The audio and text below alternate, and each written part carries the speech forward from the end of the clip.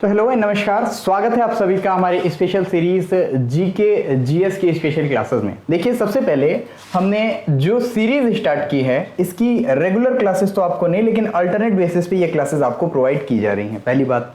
दूसरी चीज ये है कि ये जो क्लासेस आपको मिल रही हैं इन्हीं के बेस पे हम लोग टेस्ट भी कंडक्ट कराते हैं, जैसे कि आप लोग के अभी प्रीवियसली टेस्ट लिया गया जिसमें कि आपको GK GS and current affairs के क्या वेटेज है ये दोनों चीजें दिखाई दे गई होंगी, ठीक है। प्लस उससे इंपॉर्टेंट ये हो जाता है ये क्वेश्चंस बेस कहां से हैं, किस चीजों से उठा करके यहाँ क्वेश्चंस ले आ गए हैं। तो आपके जो प्रीवियस ईयर के क्वेश्चंस हैं, प्रीवियस ईयर के जो क्वेश्चंस हैं उन्हीं को मल्टीपल चॉइस क्वेश्चंस के फॉर्मेट में ही एज इट इज उतार करके आपके सामने रखा गया है। प्लस इसके साथ इसकी व्याख्या भी दे दी गई है ताकि किसी भी कंफ्यूजन के टाइम में आप लोग इसको आसानी से डील कर सकें।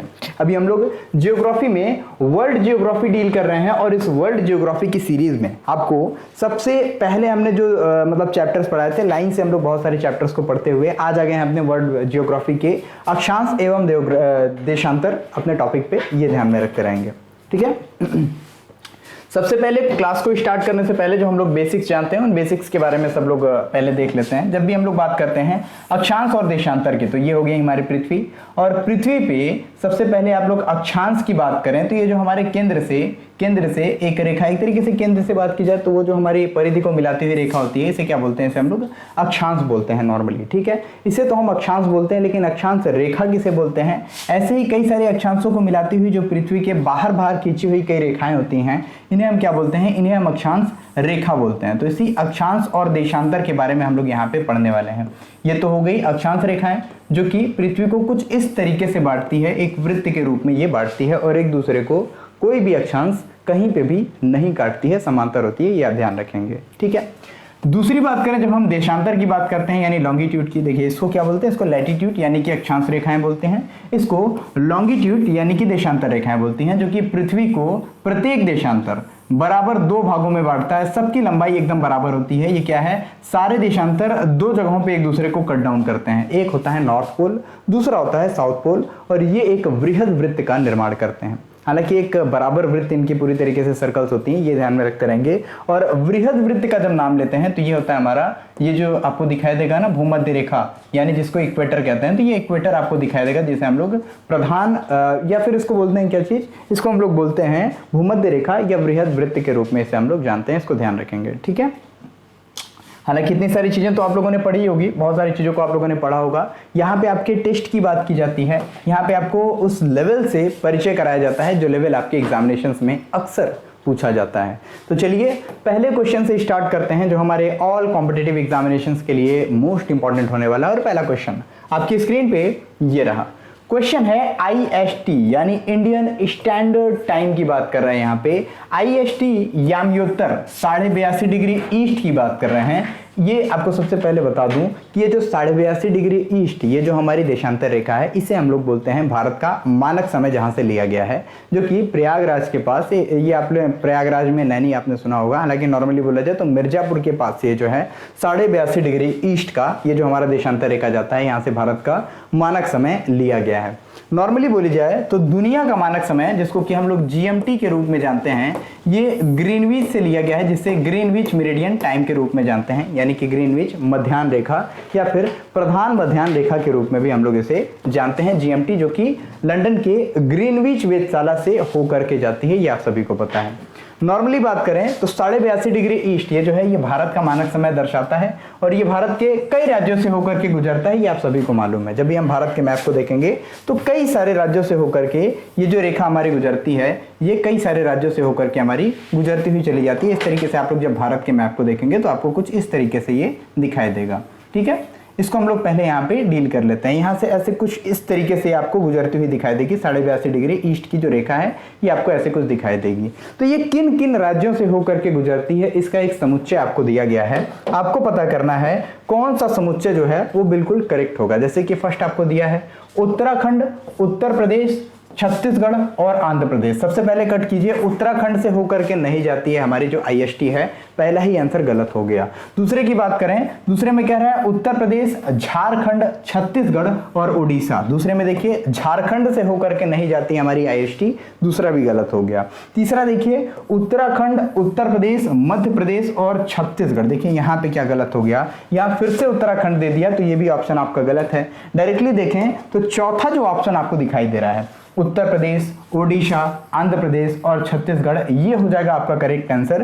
क्योंकि जब भी हम IST यानी इंडियन स्टैंडर्ड टाइम की बात करते हैं तो ये किन किन राज्यों से होकर के जाता है, ये आपके सामने व्याख्या में दिख जाएगा। ये किन किन राज्यों से होकर के जाता है, 82.5 डिग्री जो हमारा ईस्ट जो देशांतर रेखा है, ये उत्तर प्रदेश, मध्य प्रदेश, छत्तीसगढ़, ओडिशा, आंध्र प्रदेश, इन राज्यों से होकर के गुजरती है। नॉर्मली ऊपर से नीचे की तरफ जाती है, जो कि मैंने मैप बना करके भी आपको समझा दिया था। ठीक है, नेक्स्ट क्वेश्चन की तरफ हम लोग मूव करते हैं, जो हमारे लिए मोस्ट इंपॉर्टेंट। और भारत का जो मानक समय है, ये ग्रीनविच के मानक समय से, यानी दुनिया का जो मानक समय जहां से आगे पीछे करके समय को डिसाइड किया जाता है, वहां से 5.5 घंटा आगे है, यानी 5 घंटा 30 मिनट आगे है।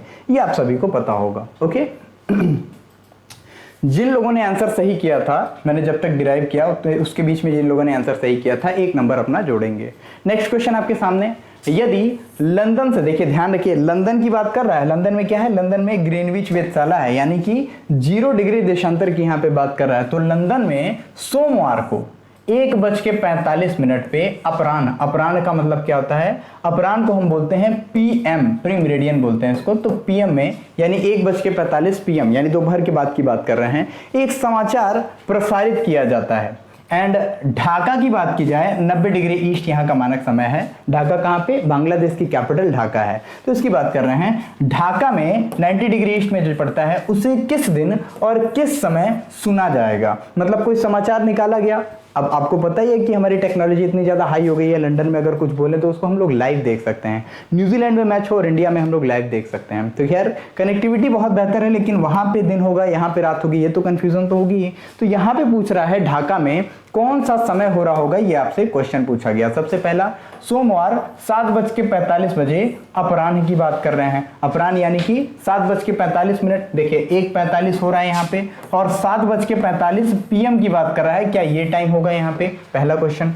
दूसरे ऑप्शन की बात कर रहे हैं कि सोमवार को ही 7:45, लेकिन पूर्वाह्न यानी कि AM, ये हो सकता है क्या, यानी कि सोमवार को 1:45 पे अगर आपको लंदन में दिखाई दे कोई भी प्रसारण, उस समय यहाँ पे AM यानी कि सुबह के टाइम का 7:45 हो, ये तो बिल्कुल नहीं हो सकता, पहले देखेंगे। नेक्स्ट आपको मंगलवार के 7:45 अपराह्न की बात की जा रही है, अपराह्न जिसे हम लोग बोलते हैं। ये भी आंसर्स आपको सही है या नहीं, ये आप लोग बताएंगे। अपराह्न और पूर्वाह्न में आप लोग अगर कंफ्यूज हो तो जब भी आप लोग अपराह्न देखें तुरंत उसको PM समझ लें, और जब भी पूर्वाह्न देखें तो उसे AM समझ लें, ये आप ध्यान में रखते रहेंगे। ठीक है, नेक्स्ट प्रीमेरिडियन एंड एंटीमेरिडियन इसको बोलते हैं। नेक्स्ट आ जाता है आपका रविवार के 7:45 ये जो है पूर्वाह्न में यानी AM में देखा जाएगा। अब ये सारे जितने भी ऑप्शंस दिए गए हैं, इसमें से पॉसिबल क्या होगा ये मैं आपको बताता हूँ। सबसे पहले हम बात करेंगे किसकी, 90 डिग्री ईस्ट में क्या है, 90 डिग्री ईस्ट में हमारा दिखाई दे रहा है ढाका का जो मानक समय है ये हो जाता है। ठीक है, इसको यहीं से आप लोग तुरंत डिसाइड करके निकाल सकते हैं। 90 डिग्री ईस्ट है और 0 से है, और इसको जब हम निकालेंगे तो कितने घंटे आगे चला जाएगा, कितने घंटे आगे चला जाएगा, ये टोटल जो है आपका 6 घंटे आगे जाएगा। नॉर्मली आप इसको जोड़ भी सकते हैं। 90 डिग्री ईस्ट से जब हम निकालते हैं तो इसमें जो है आप 1 डिग्री यानी कि 4 मिनट के हिसाब से जोड़ेंगे, उस हिसाब से 90 डिग्री जो होंगे, इसको जब आप घंटों में निकालेंगे तो आपका 6 घंटा टोटल निकलेगा। कैलकुलेशन आप कर सकते हैं बड़ी आसानी से। और यहाँ पे जब 6 घंटे आगे होगा तो यहाँ पे ढाका में क्या समय हो रही होगी, ढाका में हो रही होगी 7:45। 7:45 कौन सा, शाम के 7:45 यानी कि अपराह्न 7:45। ये आपका ए ऑप्शन जो है वो बिल्कुल सही हो जाएगा, यानी कि option number A is the correct answer. जितने लोगों ने लगाया है तुरंत इसको करेक्ट कर लेंगे, तुरंत नॉर्मली आपके लिए इंपॉर्टेंट क्वेश्चंस क्लियर हो जाते हैं। ध्यान रखिए यहाँ हम लोग कैसे निकालें। सबसे पहले जब भी 1 डिग्री देशांतर शिफ्ट होता है तो उसमें 4 मिनट का अंतर पाया जाता है। 4 मिनट का अंतर पाया जाता है, इसका मतलब जब 1 घंटा टोटल होगा, यानी कि कितने डिग्री चले जाएंगे, 15 डिग्री अगर शिफ्ट होते हैं, 15 डिग्री अगर हम लोग शिफ्ट होते हैं एक जगह से दूसरी जगह, तो वहां पे अंतर अंतर कितना पाया जाएगा, 1 घंटे का अंतर टोटल हमारा पाया जाएगा। ठीक है, जैसे आप लोग देखेंगे 15 चौका 60, इस तरीके से 15 4 का 60 यानी 60 मिनट का अंतर यहाँ पाया जाएगा। तो ये 1 घंटे के अंतर के लिए आपको 15 डिग्री देशांतर में अंतर करना पड़ेगा, और यहाँ पे 0 डिग्री से हम कहाँ तक जा रहे हैं, 90 डिग्री तक जा रहे हैं। तो इस हिसाब से जब आप जोड़ते जाएंगे 15 15 करके, तो 15 15 करते करते 15 6 यानी 15 का जब 6 से गुणा करेंगे, 15 छक्का कितना हो जाएगा, 90। यानी कि जब 90 डिग्री की जब हम बात करते हैं, इसका मतलब ये 1 घंटा भी 6 से गुणा होकर के कितना हो जाएगा, 6 घंटे। और ये 6 घंटे किधर, क्योंकि हम ईस्ट की तरफ जा रहे हैं तो जोड़ेंगे, यानी कि प्लस हो जाएगा, और 1:45 ये जो टाइम हो रहा था ये हो जाएगा +6 यानी कि 7:45। और यहाँ पे अगर अपराह्न है तो यहाँ पे भी अपराह्न ही होगा, यही आप ध्यान में रखते रहेंगे, तुरंत आंसर करेंगे बिना किसी दिक्कत के। आई होप आपके सारे ऑप्शंस क्लियर हैं। ठीक है, नेक्स्ट क्वेश्चन की तरफ हम मूव करते हैं। ऐसे क्वेश्चंस आपसे पूछे जाते हैं। नेक्स्ट क्वेश्चन, अक्षांश के बारे में निम्नलिखित में से कौन से कथन सत्य हैं? अब बताइए भाई, अक्षांश के बारे में क्या क्या सही है, क्या क्या गलत है, बताना शुरू कीजिए। सबसे पहले क्वेश्चन की बात कर रहे हैं, ये जो अक्षांश रेखाएं होती हैं, इसके साथ साथ वर्षा, तापमान और वनस्पतियां बदलती रहती हैं। जैसे जैसे अक्षांश में हम ऊपर जाएंगे या नीचे जाएंगे, बीच में रहेंगे तो दूसरी हमें वनस्पतियां दिखाई देती हैं, आपको पता है। जब भी हम लोग अक्षांश रेखाओं की बात करते हैं तो अक्षांश में यहाँ पे आपको पता है कौन सी हमें, जिसे उष्णकटिबंधीय प्रदेश यहाँ पे दिखाई देते हैं। ठीक है, फिर उसके बाद से यहाँ ऊपर कौन से दिखाई देते हैं, एकदम ऊपर जब हम जाते हैं तो एकदम ऊपर हमें शीत कटिबंधीय प्रदेश जो है ये दिखाई देते हैं। शीत कटिबंधीय प्रदेश हमें ऊपर के साइड में दिखाई देते हैं। और जब बीच के साइड में हम देखते हैं तो ये कौन से दिखाई देते हैं, हमें बीच में हमें दिखाई देते हैं शीतोष्ण कटिबंध। शीतोष्ण कटिबंध यानी कि जिस तरीके से हम ऊपर या नीचे जाते जा रहे हैं, जिस तरीके से हम ऊपर या नीचे जा रहे हैं, उसी तरीके से वनस्पतियां, तापमान और सारी चीजें चेंज होती जा रही हैं, वर्षा वगैरह सारी चेंज होती जा रही हैं। यानी पहला तो सही लग रहा है, बिल्कुल सही लगा दीजिए। दूसरा ऑप्शन आपसे पूछ रहा है, अक्षांश के साथ साथ सबसे बड़े दिन और सबसे छोटे दिन के बीच का अंतर बढ़ता जाता है। सबसे बड़े दिन और सबसे छोटे दिन के बीच का अंतर बढ़ता जाता है। ये रियल फैक्ट है या नहीं, ये आप लोग तुरंत करेक्ट करें। क्लियर है या नहीं, तुरंत आप लोग कमेंट सेक्शन में बताएं। नेक्स्ट बता रहा है, इंदिरा स्थल, जिसे हम इंदिरा पॉइंट के नाम से जानते हैं, भारत का सबसे दक्षिणतम छोर, सबसे उत्तरतम छोर कौन सा है, इंदिरा कॉल जिसे हम लोग बोलते हैं, और सबसे दक्षिणतम छोर भारत का कौन सा है, ये इंदिरा पॉइंट है। ध्यान रखते रहेंगे, ये लगभग 6 डिग्री 45 मिनट नॉर्थ अक्षांश पर स्थित है। ये क्वेश्चन पूछ रहा है इन कूट में से बताइए कि कौन सा कूट सही है। केवल 1 और 2, देखिए 1 और 2 सही है यानी ये आप बताएंगे, 1 और 3 सही है यानी ये आप बताएंगे। तीसरा ऑप्शन कहता है 2 और 3 सही है, यानी चौथा कहता है 1 2 और 3 चारों सही हैं। तुरंत आप लोग सोच करके बताएंगे। मेरा आंसर मैं बता दूं आपको, आंसर क्या हो जाएगा आपका, आंसर क्लियर है, एकदम सिंपल सा आंसर हो जाएगा। पहला भी सही है, दूसरा भी सही है और तीसरा भी सही है। इंदिरा पॉइंट आपका लगभग 6 डिग्री 45 मिनट नॉर्थ अक्षांश पर स्थित है, बिल्कुल सही। दूसरे की बात की जाए, अक्षांश के साथ साथ वर्षा, तापमान, वनस्पति बदलती रहती है, बिल्कुल सही। तीसरे की बात की जाए, अक्षांश के साथ साथ सबसे बड़ा दिन जो होता है, सबसे बड़ा दिन और सबसे छोटे दिन का बीच का जो अंतर है, ये भी बढ़ता चला जाता है जैसे जैसे सूरज जो है शिफ्ट होते रहता है। मैंने लास्ट क्लास में जो आपको बताए थे सूरज की पोजीशन, इससे आप रिलेट करके बड़ी आसानी से इन चीजों को समझ सकते हैं। पिछली क्लास अगर आपने देखी होगी तो ये क्लास आपके लिए बहुत आसान हो जाएगी, देख सकते हैं यहाँ पे। ओके, नेक्स्ट क्वेश्चन की तरफ हम मूव करते हैं। क्वेश्चन है, कर्क रेखा निम्नलिखित में से किस देश से होकर के गुजरती है? ये तो बड़ी कंफ्यूजन वाली सवाल हो गई। कर्क रेखा भारत से भी होकर के गुजरती है, और कर्क रेखा की बात कर रहा है कि कौन कौन से देशों से होकर के गुजरती है। आपसे 4 ऑप्शन दे दिया गया, उत्तरी सूडान, चाड, माली या फिर यमन। चारों ऑप्शंस में से नॉर्मली देख लीजिए, इसकी पूरी सीरीज में बना करके जब लेखपाल वाले क्वेश्चंस को मैं डील करा रहा था उसमें मैंने आपको पढ़ाया था। माली ध्यान में रखते रहेंगे, ये ऐसी कंट्री है। जब हम माली को देखेंगे इस तरीके से इसकी मैप आपको दिखाई देगी। यहाँ पे माली की जब हम बात करेंगे तो यहाँ से क्या है, कर्क रेखा गुजरती है। ध्यान रखते रहेंगे, नॉर्थ सूडान से होकर के कर्क रेखा नहीं गुजरती, चाड से भी होकर के कर्क रेखा नहीं गुजरती, यमन से होकर के भी हमारी कर्क रेखा नहीं गुजरती। यानी कि ऑप्शन नंबर हमारा कौन सा हो जाएगा, option number C is the correct answer. यानी कि माली जो अफ्रीका कॉन्टिनेंट का एक देश है, इसकी बात हम करें तो यहां से होकर के हमारे क्या है, कर्क रेखा गुजरती है। इसके अलावा चलिए कुछ और चीजों को हम लोग यहीं पे डील कर लेते हैं। जैसे कि ऑप्शंस में आपके कुछ चीजें सेट की गई हैं, जैसे कर्क रेखा ये एशिया, अफ्रीका, मध्य अमेरिका से होकर के गुजरती है। 3 चीजें आप ध्यान रखें। इसके अलावा कर्क रेखा भारत के कुल कितने राज्यों से होकर के जाती है, ये क्वेश्चन अक्सर आपसे पूछा जाता है। तो टोटल 8 राज्यों से होकर के कर्क रेखा हमारी गुजरती है, जिनमें कौन कौन से ये राज्य हैं इनको मेंशन कीजिए। गुजरात, राजस्थान, मध्य प्रदेश और छत्तीसगढ़। 4 हो गए कौन से? गुजरात, राजस्थान, मध्य प्रदेश और छत्तीसगढ़। फिर 5वां झारखंड, पश्चिम बंगाल, त्रिपुरा और मिजोरम। कौन कौन से? झारखंड, पश्चिम बंगाल, त्रिपुरा और मिजोरम। आपसे क्वेश्चन अक्सर पूछे जाते हैं नॉर्थ ईस्ट के कौन कौन से राज्य हैं जो कि जहां से कि क्या है हमारे कर्क रेखा गुजरती है। तो ध्यान रखेंगे त्रिपुरा और मिजोरम ये 2 ऐसे राज्य हैं जहां से कर्क रेखा होकर के गुजरती है। तुरंत याद रखेंगे। अगले क्वेश्चन की तरफ हम मूव करते हैं।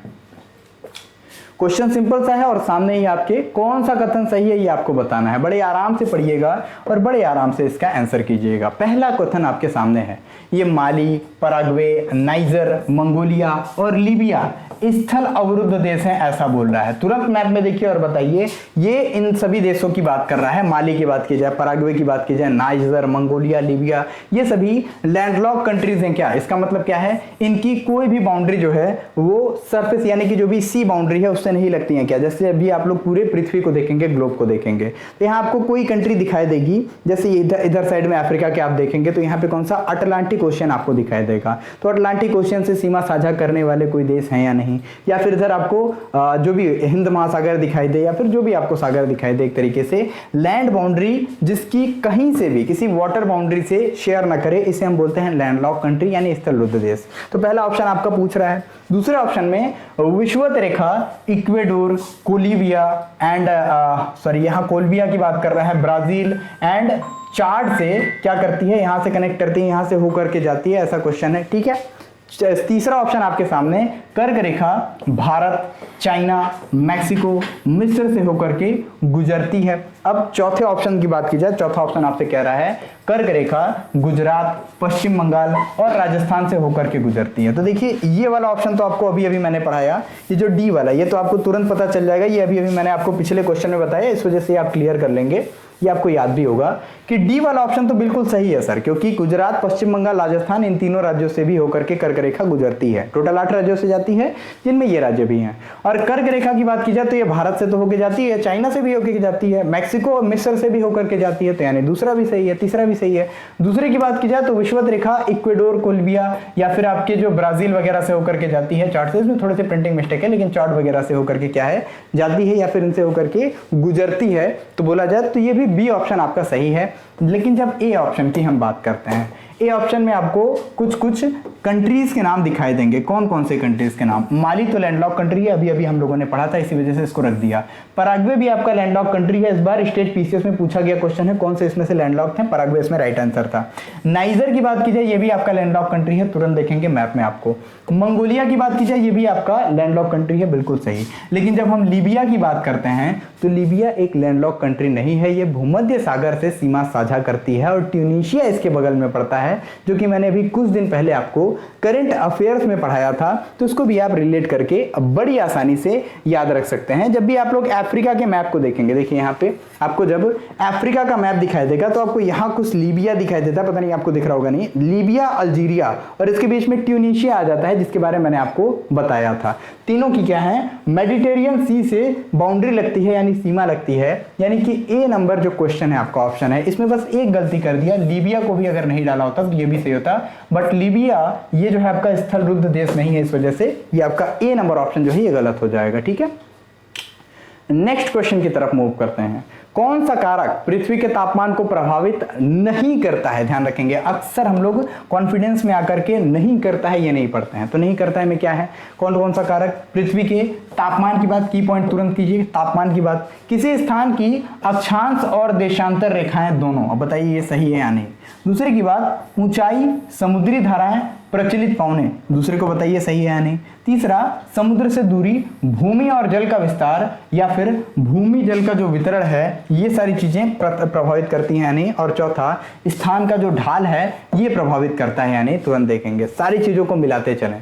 स्थान का ढाल होता है, ये तो एकदम क्लियर कट है, ये तापमान को प्रभावित नहीं करता है, ध्यान रखते रहेंगे, प्रभावित पूरी तरीके से करता है। ढाल की बात कर रहे हैं ना क्वेश्चन की बात। क्वेश्चन जब भी हम लोग ढाल की बात करेंगे, जो ढाल में होंगे, नीचे जो भी चीजें होंगी उनके तापमान थोड़े से हमको किस तरीके से दिखाई देंगे, ढाल वाले एरियाज पे हमको तापमान दूसरे दिखाई देंगे, ऊपर दूसरे तापमान दिखाई देंगे, नीचे दूसरे तापमान दिखाई देंगे। तो ये तापमान का डिस्ट्रीब्यूशन स्थान के ढाल के अनुसार होता है, यानी कि सी वाला तो है आपका जो हो जाएगा, ये प्रभावित करता है, यानी कि ये तो नहीं हो सकता। पहले देखेंगे समुद्र से दूरी, भूमि और जल का विस्तार वगैरह या फिर जो इनका वितरण है, डिस्ट्रीब्यूशन है, ये भी पूरी तरह से प्रभावित करता है तापमान को, यानी सी भी सही नहीं होगा। बी की बात करें, ऊंचाई, समुद्री धाराएं और प्रचलित पवनें, ये भी पूरी तरह से तापमान को डिस्टर्ब करती हैं, उसको प्रभावित करती हैं, यानी कि बी भी आपका सही है।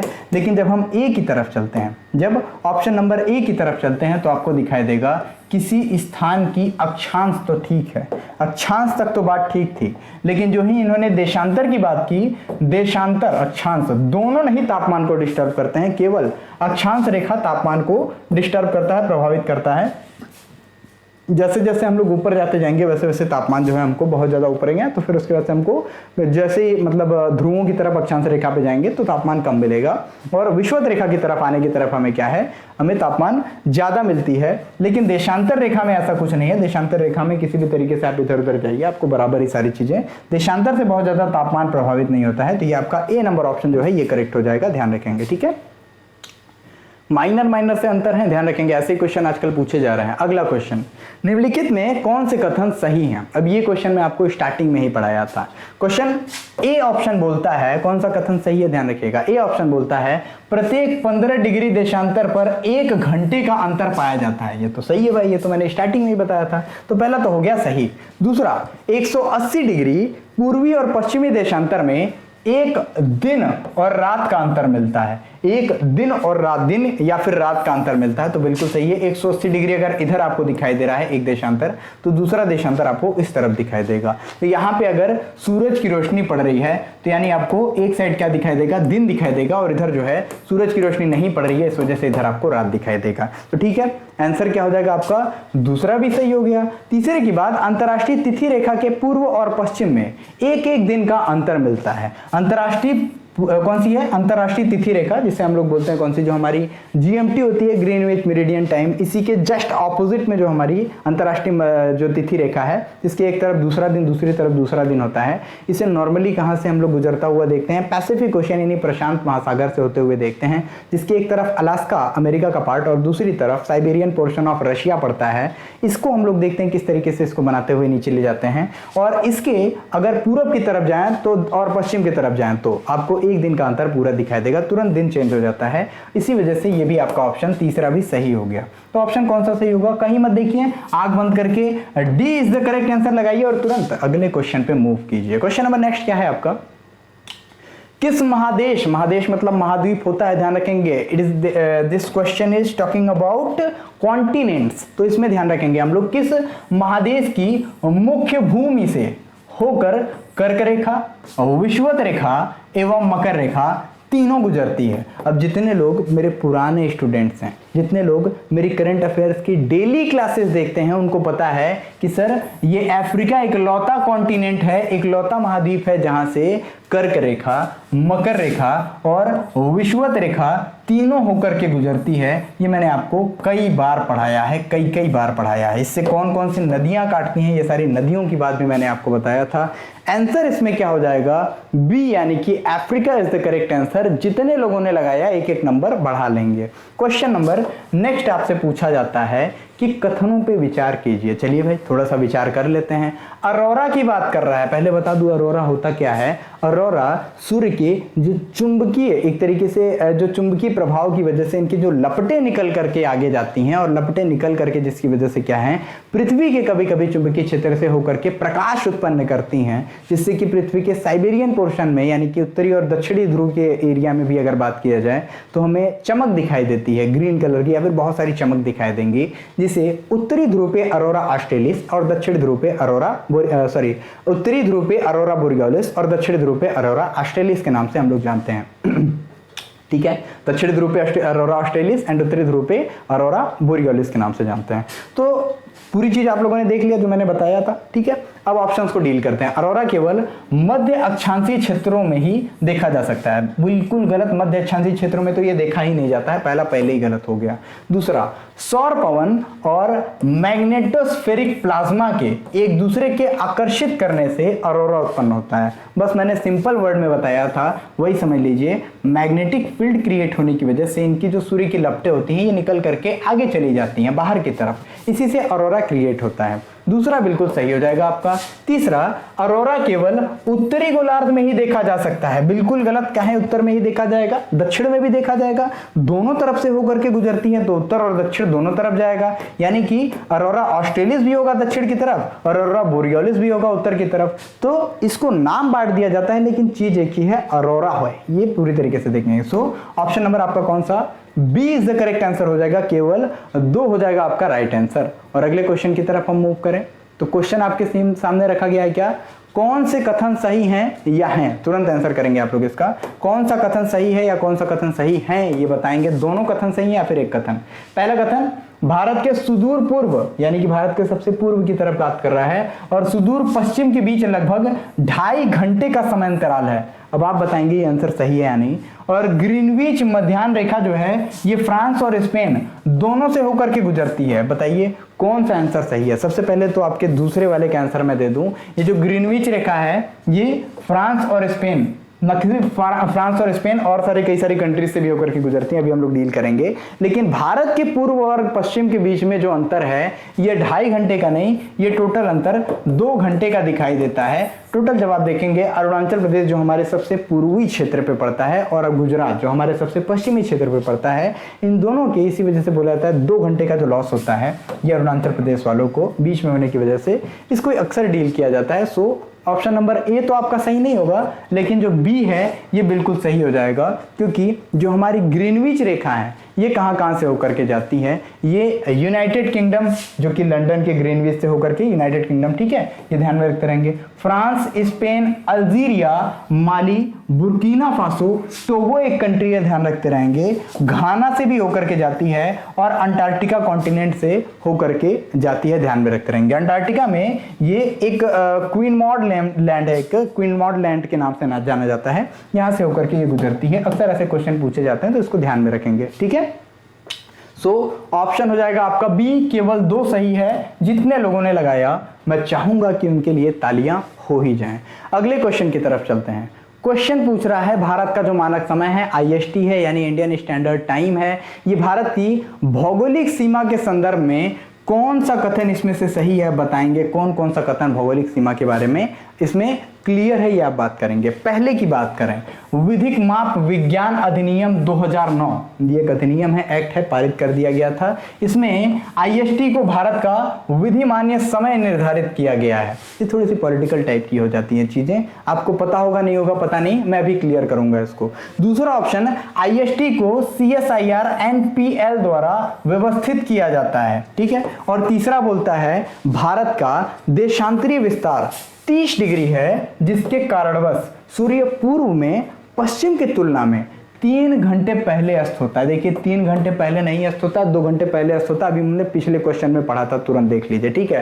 पहले की बात की जाए, विधिमान्य माप विज्ञान अधिनियम 2009 पारित तो हुआ था, ठीक है, लेकिन IST को भारत का विधिमान्य समय निर्धारित किया गया, ऐसा कोई प्रावधान ये सब कुछ नहीं किया गया था 2009 में, तो पहला भी रॉन्ग हो जाएगा। लेकिन सेकेंड जो आपको ऑप्शन दिखाई देता है ना, IST को CSIR NPL द्वारा व्यवस्थित किया जाता है, ये सही है या नहीं ये आप बताएंगे। ये आपके सामने पूरी चीजें सामने रख दी गई हैं। कौन सा? पहला और तीसरा कथन आपका सही नहीं है, लेकिन दूसरे कथन की जब हम बात करते हैं तो ये पूरी तरीके से सही है, ये आप तुरंत डील कर सकते हैं। जितने लोगों को पढ़ना हो तुरंत रोकेंगे, सारी चीजों को क्लियर करके पढ़ लेंगे। यानी कि आपका ऑप्शन नंबर कौन सा? ऑप्शन नंबर आपको दिखा दिया जाएगा नॉर्मली, जो हमारा सिर्फ 2, केवल 2, यानी कि ए जो है ये बिल्कुल करेक्ट हो जाएगा, यानी केवल 2 जो है आपका ये करेक्ट आंसर हो जाएगा, ठीक है।